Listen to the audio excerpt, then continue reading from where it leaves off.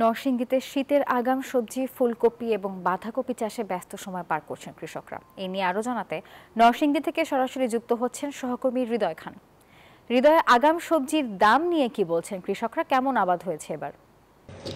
ধন্যবাদ নাফিসা, আপনি যেমনটি বলছিলেন আমি এই মুহূর্তে রয়েছি নরসিংদী সদর উপজেলার পাঁচদোনায়। আপনাকে যদি একটু দেখাই, ঠিক আমার পেছনে আপনি দেখবেন এখানে কিন্তু শীতের আগাম যে সবজি রয়েছে ফুলকপি, বাঁধাকপি, টমেটো, ধনিয়া পাতা থেকে শুরু করে নানা রকমের সবজি আবাদে কিন্তু ব্যস্ত সময় পার করছে কৃষক। তারা যেমনটি বলছেন যে আসলে সকাল থেকে সন্ধ্যা পর্যন্ত মাঠে নানা রকমের পরিচর্যার কাজ করছেন তারা। একই সাথে আপনাকে জানিয়ে রাখি যে নরসিংদীতে উৎপাদিত সবজির কিন্তু চাহিদা সারা দেশব্যাপী রয়েছে, যে কারণে দেশের বিভিন্ন জায়গা থেকে পাইকার যারা রয়েছেন তারা এখানে এসে কিন্তু এই সকল সবজি সরবরাহ করে থাকে।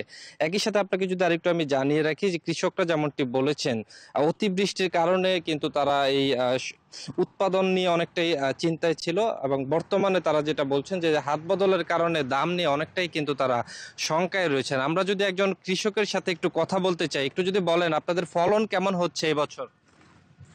ফলন ভালোই, কিন্তু পরিবেশ বৃষ্টির কারণে তেমন একটা ভালো না। এরপরও চেষ্টা করতেছি ভালো করার জন্য, দেখা যাক কি হয়।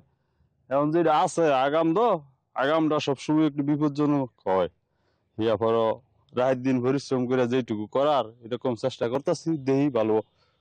তো কৃষকরা যেমনটি বলছিলেন যে আসলে তারা কিন্তু এই সবজির ক্ষেতে কিন্তু ব্যস্ত সময় পার করছেন, এবং একই সাথে নরসিংদীর যে কৃষি বিভাগ রয়েছে তারা আমাদেরকে যেমনটি জানিয়েছেন যে কৃষকদেরকে কৃষি বিভাগের পক্ষ থেকে সব ধরনের সহযোগিতা করা হচ্ছে। তো নরসিংদী থেকে এই ছিল আমার কাছে সর্বশেষ। ফিরে যাব স্টুডিওতে নাফিসার কাছে। নাফিসা, ধন্যবাদ আপনাকে।